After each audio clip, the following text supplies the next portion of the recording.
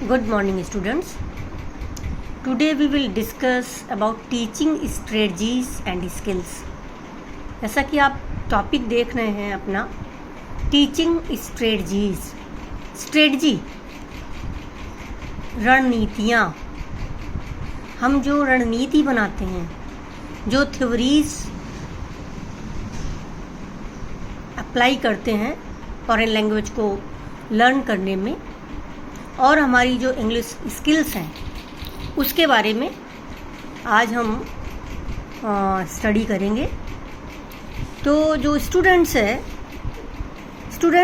Who are learning English and receiving instructions in their native language during the early years of schooling, वो eventually transition period पे आ जाता है और transition into mainstream English पे आता है। उसके लिए टीचर एप्रोप्रिएट मेथड्स का यूज करता है, एप्रोप्रिएट थ्योरीज का यूज करता है एंड वो एम्फेसाइज करता है कि कौन कौन सी स्ट्रेटजीज क्लास में अप्लाई की जाएं, जिससे उसका जो टारगेट है सेकेंड लैंग्वेज को लर्न कराने का, या स्टूडेंट का जो टारगेट है फॉरेन लैंग्वेज को सीखने का, वो टारगेट को अचीव कर सके।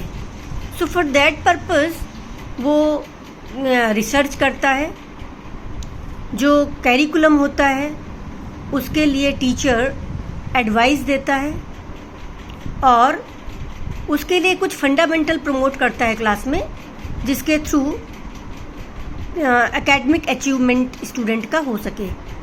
उसके लिए जो कुछ कंपोनेंट्स हैं उसमें चैलेंजेज आते हैं, कॉम्प्रिहेंसिवनेस होती है, और वो प्रयास करता है टीचर की उसकी कंटिन्यूटी बनी रहे अचीवमेंट पर, कि बच्चा कैरिकुलम और जो इंस्ट्रक्शंस हैं स्टूडेंट के को देने के लिए प्राइमरी स्टेज में वो कंटिन्यू रहें।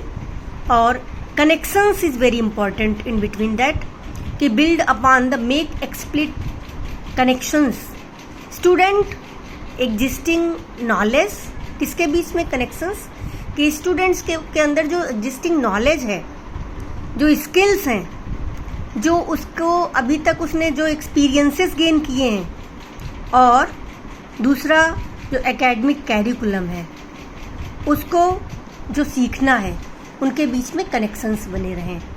तो टीचिंग स्ट्रेटजीज एंड स्किल्स हम बाद में डिस्कस करेंगे कि LSRW हम पहले बता चुके हैं कि हमारा सीक्वेंशियल स्किल्स पर सेकेंड लैंग्वेज को लर्न करने पर एम्फेसाइज किया जाता है। उसमें कुछ स्ट्रेटजीज हमने, टीचिंग स्ट्रेटजीज क्या हैं वो हमने सिंपली यहाँ डिस्कस किया है। जैसे हमने पहले पॉइंट बताया है dialogical process, it's very important कि क्लास में teacher and student share their experiences according to their level and non hierarchical manner. जैसा कि आप एक वर्ड देख रहे हैं, हायरार्कियल क्रमबद्ध रूप में, श्रेणीबद्ध। तो कोई ज़रूरी नहीं है कि जो डायलॉग चल रहा है उसे टीचर और स्टूडेंट एक श्रेणीबद्ध ही चले, हायरार्की वे में चले। नो, जैसा भी बीच से, जैसा भी उसके माइंड में आ रहा है, जैसा उसको एक्सपीरियंस है, उस अनुभव के आधार पर नॉन हायरार्कियल मैनर से डिस्कशन, वो डायलॉग प्रोसेस क्लास में चलता रहना चाहिए।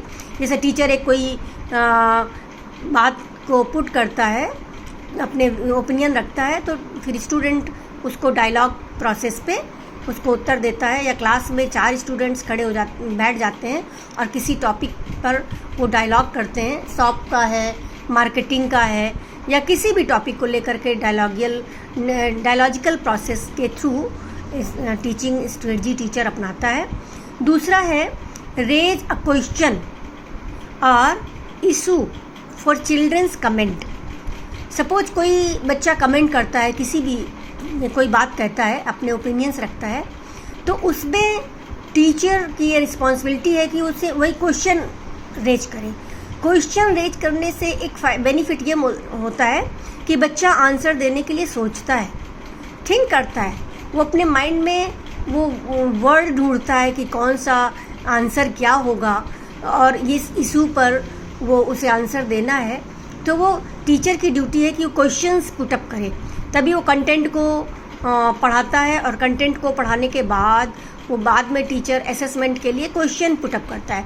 इन बिटवीन भी क्वेश्चंस वो पुटअप करता रहता है, या क्वेश्चन समझ में नहीं आता है तो सप्लीमेंट्री क्वेश्चंस टीचर पूछता है। तो it's very important tool to enhance the second language of the children.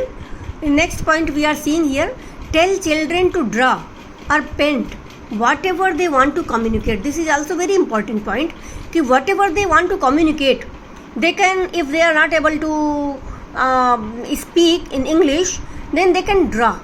और ड्रा करने के बाद सब बच्चों को बोलें कि वो जो कुछ भी कहना चाहते हैं, टीचर्स को जो कुछ भी बताना चाहते हैं उसे वो ड्रा करें, उस वर्ड को, उस सेंटेंस को, उस टॉपिक को, उस स्टोरी को। तो जब बच्चे ड्रा करेंगे तो उस ड्रा करने के बाद try to elaborate in the class कि क्या कहना चाहते थे आप बताएं। फिर बच्चा अपने आप और दूसरे सेंटेंस या वर्ड के थ्रू उसको एलाबरेट अपनी ड्राइंग को एलाबरेट करने का प्रयास करेगा। And next point we are going very important point in teaching strategies, that is discussion. In the class it is very essential to give any topic for the discussion, so that student get opportunity to take part in that discussion. For example, I have taken here like a story. Story discussion के लिए you can also make 4 pictures in the class. For example हमने यहाँ पे लिया है be a good friend. अब इस story पे आप 4 पॉइंट बना करके 4 भाग में 4 पिक्चर बना करके डिस्कशन कर सकते हैं कि what are you seeing in this first picture, second picture, third picture and fourth picture, what is the moral of this story. So with the help of discussion student will able to improve their second language. Next हमने यहाँ कुछ point लिया है NCEFTE, जो national curriculum education form हुआ था 2009 में teacher education के लिए। उसने एम्फेसाइज किया है ह्यूमैनिटी में। As you know, English subject, through the English subject, क्योंकि मेन बेसिक हमारा कॉन्सेप्ट इंग्लिश सीखने के साथ साथ इंग्लिश लैंग्वेज के माध्यम से हम बच्चों को values, life skills and emotions, ये सब हम सिखा सकें। सो एम्फेसाइज ऑन ह्यूमैनिटी। ह्यूमैनिटी मानवता कैसे डेवलप हो, क्योंकि दूसरे सब्जेक्ट हम जो पढ़ते हैं, कोई भी आप सब्जेक्ट ले लें दूसरे, तो उस मैथ्स से रिलेटेड पढ़ते हैं, साइंस है उसमें साइंटिफिक वेव्स होते हैं, फार्मूलाज मैथ्स में आते हैं। लेकिन इंग्लिश जो है वो ऐसे उसमें टॉपिक्स दिए होते हैं जो आपको लाइफ बिल्डिंग में, कैरेक्टर बिल्डिंग में, लाइफ को इम्प्रूवमेंट करने के लिए कंटेंट बहुत ही हेल्पफुल होते हैं। सो NCEFTE ने एम्फेसाइज किया है कि इंग्लिश लर्निंग के साथ साथ ह्यूमैनिटी का डेवलप होना बहुत ज़रूरी है। सो उसमें कहा गया है कि prepare learners to live in harmony. ऐसे कंटेंट पढ़ाए जाएं जिससे कि स्टूडेंट हार्मनी में रहना सीखे। हार्मनी, प्यार, पीस, लव, प्यार के साथ, सर्वे भवन्तु सुखिना के साथ वो रहना सीखे।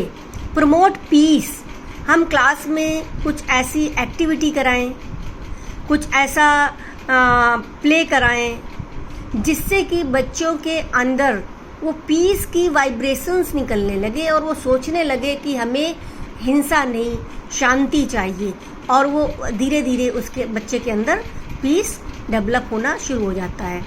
नेक्स्ट है डेमोक्रेटिक वे ऑफ लाइफ। ऐसे जीना सीखे जो कि हमारा कंट्री डेमोक्रेटिक कंट्री है, उस वसूलों पे आता हो।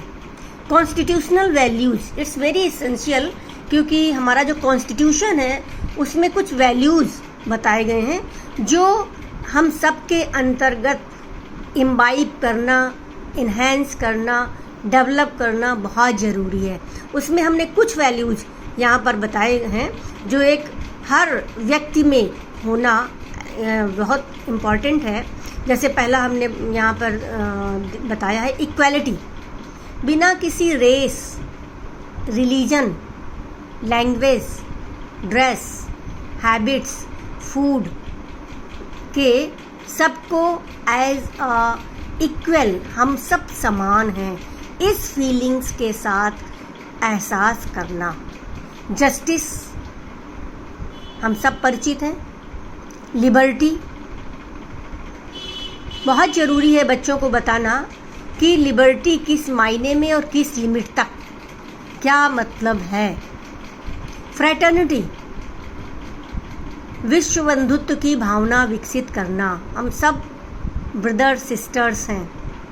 सेकुलरिज्म, हमारा जो राष्ट्र है उस कॉन्स्टिट्यूशन में ये वैल्यू दिया हुआ है कि ये जो राष्ट्र सेकुलर है, किसी एक धर्म पर आधारित नहीं है। सभी हिंदू, मुस्लिम, सिख, ईसाई आपस में एक दूसरे की भावनाओं की कद्र करते हैं।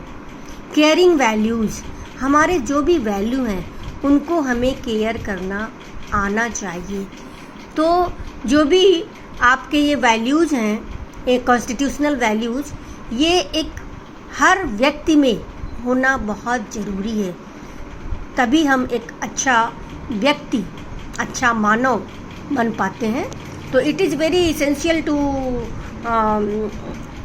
impart that value during the time of teaching. It is the duty of teacher. कुछ हमने यहाँ पर एक्टिविटीज़ और मटेरियल लिया है, जिन एक्टिविटीज़ के माध्यम से हम क्लास में इंग्लिश पढ़ाने का प्रयास करते हैं। जैसे यहाँ पर इन एक्टिविटीज़ ऐसी हों जो इन्फॉर्मेटिव हो, जो इन्फॉर्मेशन दें। बच्चा उस मटेरियल के माध्यम से वो उसे इन्फॉर्मेशन मिले। कोई भी मटेरियल हो सकता है, बुक्स तो है ही क्लास में, आप कोई प्ले कराते हैं, कोई न्यूज़पेपर, मैगजीन, ऑडियो वीडियो के थ्रू कुछ ऐसी इन्फॉर्मेटिव एक्टिविटीज़ कराते हैं कि बच्चा उस टॉपिक को अच्छे से ग्रैस्प कर लेता है। इंस्ट्रक्शनल एक्टिविटीज़, जैसा कि ये शब्द ही है इंस्ट्रक्शनल, इंस्ट्रक्शन से है इंस्ट्रक्शनल, निर्देशित, ऐसी गाइडिंग जिससे कि लर्नर लैंग्वेज को सीखने में अभ्यास करने लगे, वो सीखने लगे। और एक्सपेरिमेंटल, इट्स वेरी इसेंशियल कि जो भी हम पढ़ाएं उसका एक्सपेरिमेंट थोड़ा सा एफर्ट करना पड़ता है, but whatever the content we can use some objects to experiment in the class. और एक्सपीरियंस बेस्ड लर्निंग होती है तो बच्चा उस चीज़ को बहुत जल्दी सीख लेता है।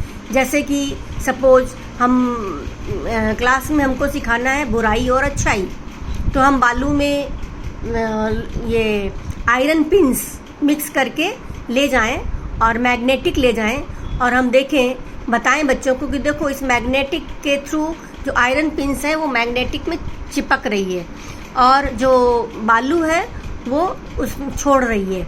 तो हम बता सकते हैं कि जो मैग्नेटिक है वो एक अच्छे चरित्र का प्रतीक है और वो जो अच्छाइयाँ हैं वो सब मैग्नेटिक अच्छे चरित्र, अच्छे व्यक्ति के साथ में आ जाती हैं और वो बुराइयाँ पीछे रह जाती हैं। बालू बुराई का प्रतीक है। इलिसिटिंग, इलिसिटिंग मतलब हम बच्चे को हमेशा इनकरेज करें, इट्स वेरी इसेंशियल। कभी कभी क्या होता है कि बच्चे को समझ में नहीं आता है तो हम कहते हैं सीख, बाद में बता देंगे, वो डिमोरलाइज होता है।